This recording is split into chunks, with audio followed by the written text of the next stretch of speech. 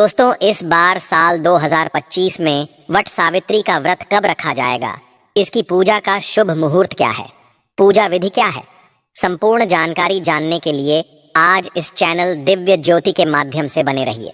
Video के अंत तक आज हम बताने वाले हैं कि वट सावित्री व्रत के दिन चाहे कुछ करना या ना करना, पर यह एक काम जरूर से करना, अखंड लक्ष्मी और सौभाग्य की प्राप्ति होगी। दोस्तों, आज की वीडियो बहुत ही महत्वपूर्ण है, तो इस वीडियो को खास करके महिलाओं तक जरूर से शेयर कर दीजिएगा। और हाँ, चैनल को जरूर सब्सक्राइब करके रखिएगा ताकि आने वाली नॉलेज मॉल वीडियो आपको प्राप्त होती रहे। दोस्तों, वट सावित्री व्रत हिंदू धर्म का एक प्रमुख त्योहार है। वट सावित्री महिलाएं पति की दीर्घायु की कामना के लिए रखती हैं। वट सावित्री व्रत ज्येष्ठ मास की अमावस्या तिथि के दिन रखा जाता। आज इस वीडियो में जानेंगे वट सावित्री व्रत कैसे करें, नहाए खाए से लेकर पारण तक की संपूर्ण जानकारी। उस दिन कौन सा एक श्रृंगार है जो हमें जरूर करना चाहिए। वट सावित्री व्रत ज्येष्ठ महीने की अमावस्या तिथि को किया जाता है और यह इस बार 26 मई दिन सोमवार को है। और इस व्रत को करने का नियम है, एक दिन पहले हम नहाए खाए करते हैं, तो नहाए खाए के दिन आप सबसे पहले नाखून काट लीजिएगा, उसके बाद बाल धो लीजिएगा। और इस दिन हमें शुद्ध सात्विक भोजन करना चाहिए, यानी लहसुन, प्याज, बैंगन, मसूर की दाल, जितनी भी अशुद्ध चीज़ें हैं वह हम नहाए खाए के दिन नहीं खाते हैं। और उसी दिन हम मेहंदी लगाते हैं। व्रत से आप लोग एक दिन पहले ही मेहंदी लगा लीजिएगा। और इस व्रत में ठेकुआ बनाया जाता है, तो नहाए खाए के दिन ही आप लोग ठेकुआ बना लीजिएगा। अगर आपके यहाँ ठेकुआ चढ़ता होगा तो आप लोग बना लीजिएगा, अगर नहीं चढ़ता होगा तो नहीं बनाइएगा। और उसके अगले दिन हम व्रत रखेंगे, तो व्रत के दिन आप लोग सुबह जल्दी उठ जाइएगा। सुबह जल्दी उठकर आप स्नान कर लीजिएगा। और इस दिन हमें लाल पीला वस्त्र पहनकर ही पूजा करनी चाहिए। तो आपके पास नई साड़ी है तो आप लोग नई साड़ी पहन लीजिएगा, या आप अगर शादी का जो भी साड़ी है पहनना चाहती हैं तो वह भी पहन सकती हैं। और चूड़ी आप लोग एक डब्बा या लेठी नया ज़रूर खरीद लीजिएगा। साड़ी आप पहना हुआ भी पहन सकती हैं, लेकिन चूड़ी या लेठी आप अपने लिए एक नया ले लीजिएगा।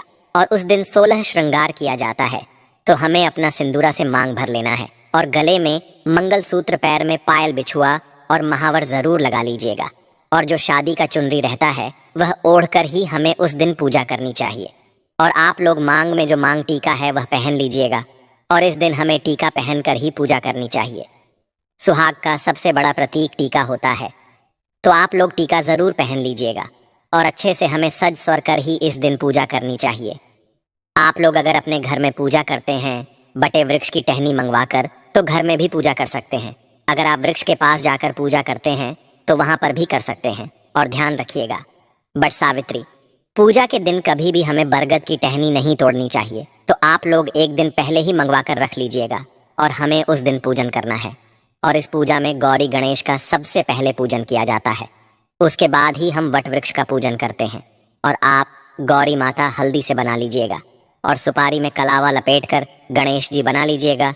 और पूजा करने से पहले खोइच लिया जाता है, तो आपके पास खोइचदानी है तो उसमें खोइछा ले लीजिएगा, नहीं तो आप एक लाल कपड़ा ले लीजिएगा और उसी में सबसे पहले खोइछा हम ले लेते हैं, उसके बाद ही पूजन करते हैं। और एप्पन आप लोग बना लीजिएगा चावल के आटे में, थोड़ा सा हल्दी मिक्स करके हमें एप्पन बना लेना चाहिए वट वृक्ष में लगाने के लिए। और श्रृंगार की सामग्री भी चढ़ाई जाती है, तो आप अपने लिए भी चढ़ा लीजिएगा। और कुछ श्रृंगार की सामग्री हमें दान भी करनी चाहिए। और इस दिन जो भी सीजनल फल है वही प्रसाद में चढ़ाया जाता है। आम, लीची, तरबूज, खरबूज, जो कुछ भी आप सीजनल फल में चढ़ाना चाहते हैं तो आप लोग ले लीजिएगा। और इस पूजन में आम का विशेष ज़्यादा महत्व है। आम से ही जल चढ़ाया जाता है। और पंखा भी आप 2 ले लीजिएगा, पंखा बांस का होना चाहिए।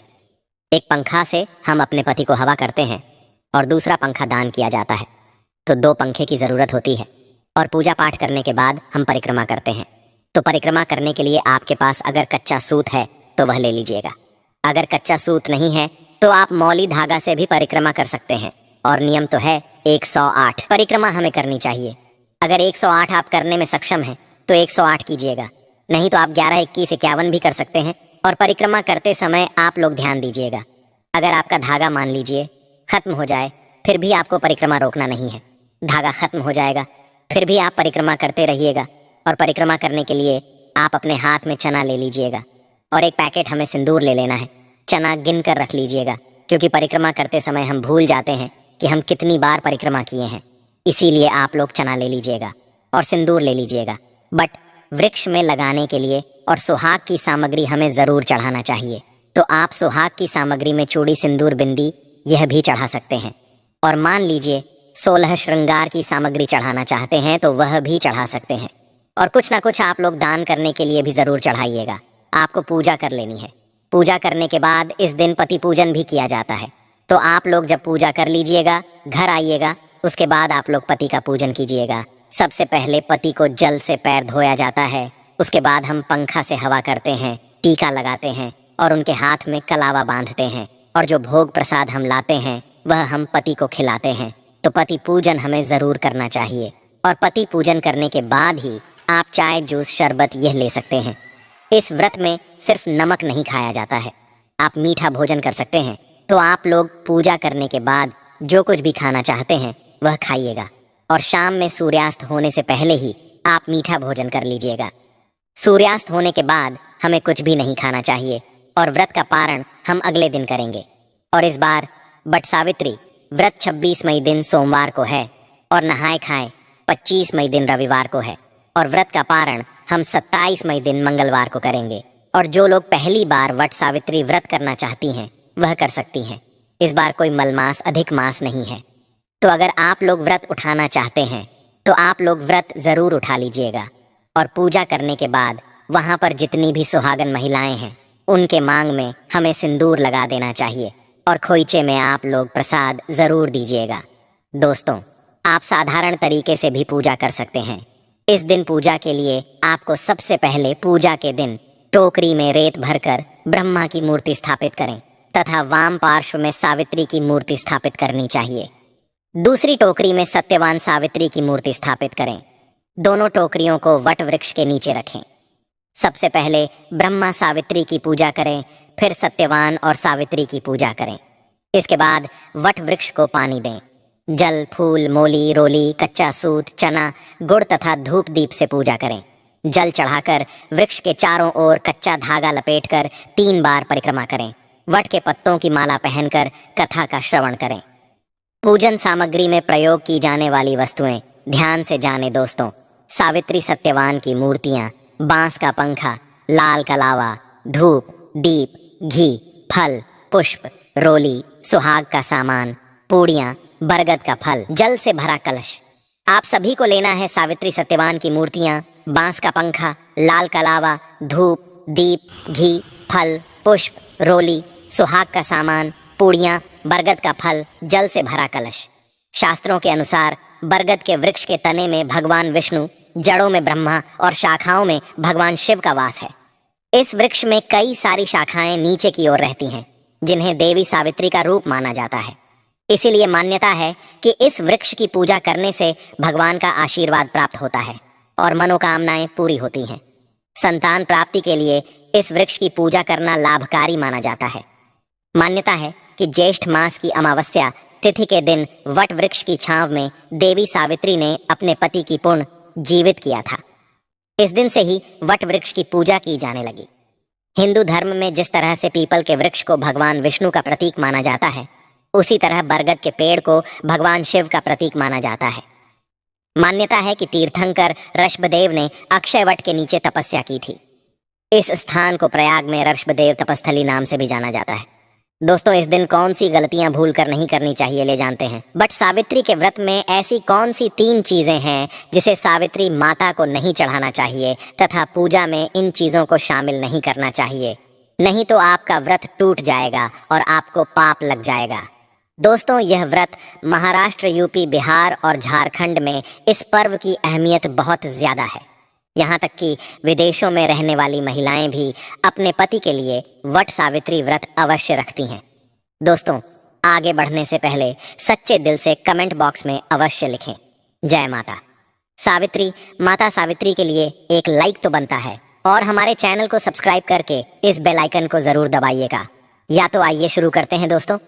वट सावित्री व्रत इस मई दिन सोमवार को किया जाए है और अमावस्या तिथि आरंभ होगी 30 मई शाम 2:55 से अमावस्या तिथि समाप्त होगी 30 मई 4:09 पर।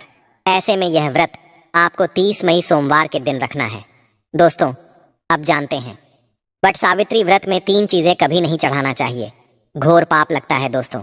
सबसे पहले तो आपको बता दूं, यह व्रत पति के लिए किया जाता है, इसीलिए 16 श्रृंगार इस दिन अवश्य कर लें दोस्तों। नंबर वट सावित्री व्रत में काले कपड़े तो भूल कर भी ना, क्योंकि इसी दिन नीतीश को शनि जयंती पर शनि महाराज को काले कपड़े बिल्कुल भी पसंद नहीं है। ऐसे में सुहागिन महिलाओं के लिए अशुभ माना जाता है। साथ साथ वट सावित्री व्रत में सफेद कपड़े पहने सुहागिन हों के लिए सफेद कपड़े उनके लिए विधवा होने का रूप माना जाता है। इस दिन आपको लाल वस्त्र पहनना चाहिए, जिससे सावित्री माता प्रसन्न होती है और देती हैं आपको अखंड सौभाग्यवती का वरदान। दोस्तों, नंबर 3, इस समय जितना ज्यादा हो सके श्रृंगार आदि का दान करें। इससे आपके पति पर कभी कोई कष्ट नहीं आएंगे। माता सावित्री प्रसन्न होती हैं, लेकिन याद रहे खुद का मेकअप दान ना करें, बाहर से खरीद कर ही दान करें। इससे आपके जीवन में कभी भी धन की कमी नहीं होगी। दोस्तों, नंबर 4, शास्त्रों के अनुसार माना जाता है कि वट सावित्री के व्रत में व्रतधारी को नमक का सेवन नहीं करना चाहिए। घर में किसी भी व्यक्ति को मांस मदिरा का सेवन नहीं करना चाहिए। इस समय सहवास नहीं करना चाहिए। मुक्त गंदे विचार नहीं निकालना चाहिए। वट सावित्री के को सुहागिन महिलाओं को ज्यादा सोना नहीं चाहिए। घोर पाप लगता है, इससे पति की आयु कम हो जाती है। इस समय आप सुबह सूर्य उदय से पहले अभिषेक पूर्वक उठ जाएं। माता सावित्री होती है प्रसन्न। दोस्तों, नंबर 5, शास्त्रों के अनुसार माना जाता है कि कम से कम वट सावित्री तथा करवा चौथ वाले दिन या जो आपने पति के लिए व्रत रखा है उस दिन आप जितना ज्यादा हो सके मांग में सिंदूर थोड़ा लंबा लगाएं। इससे पति की आयु बढ़ती है और आपकी खूबसूरती देख माता रानी प्रसन्न होती है और देती है अखंड सौभाग्यवती का वरदान। बट सावित्री के दिन मांग में थोड़ा सिंदूर लंबा होना चाहिए। मांग में ज्यादा से ज्यादा सिंदूर भरना चाहिए। तुम सिंदूर भरने से पति की आयु भी कम हो जाती है और आपको आयु बढ़ाना है, इसीलिए पति की आयु कम ना करें। दोस्तों, नंबर 6, बट सावित्री क्वीन लाल फूल अर्पित करना चाहिए। लाल फूल अर्पित करने से जीवन में सुख समृद्धि बनी रहती है और माता सावित्री प्रसन्न हो जाती है। लाल फूल को प्रेम का प्रतीक माना गया है। लाल फूल प्रेम को बढ़ाता है। दोस्तों, नंबर 7, बट सावित्री के दिन घर में मीठे पकवान अवश्य बनाना चाहिए और भोग लगाना चाहिए। दोस्तों, नंबर 8, मामूली व्रत सोचकर वट सावित्री के दिन अधिकतर महिलाएं ब्यूटी पार्लर जाकर अपने बाल कटवा लेते हैं, जो कि घोर पाप लगता है। इससे पति की मृत्यु निकट भविष्य में जल्द लंबे कि किसी भी सुहागिन महिलाओं को वट सावित्री के दिन नहीं कटवाना चाहिए। इससे माता सावित्री क्रोधित हो जाती है।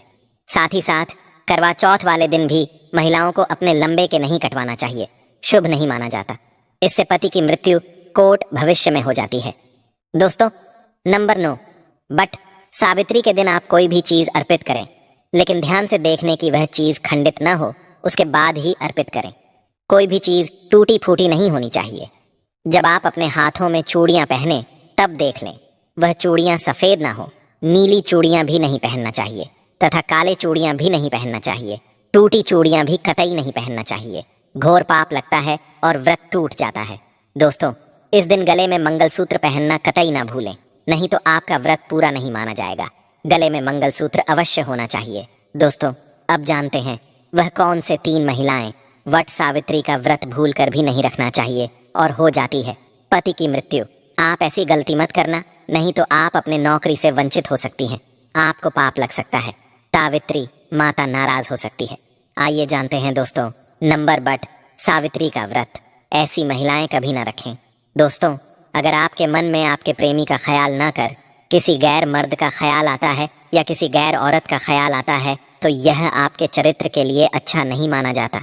असल में आप पाप के भागीदार हैं।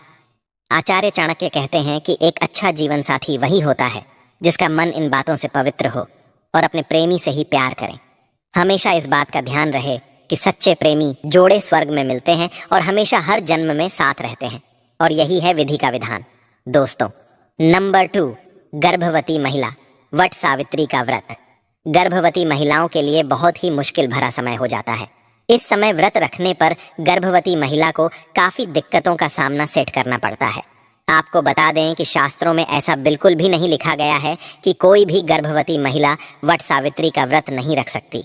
लेकिन अगर आपके अंदर कमजोरी ज्यादा है या आप इस व्रत का पालन ऐसे समय में नहीं कर सकते तो आप वट सावित्री का व्रत ना रखें, क्योंकि ऐसे समय व्रत रखना अनसुरक्षित हो सकता है।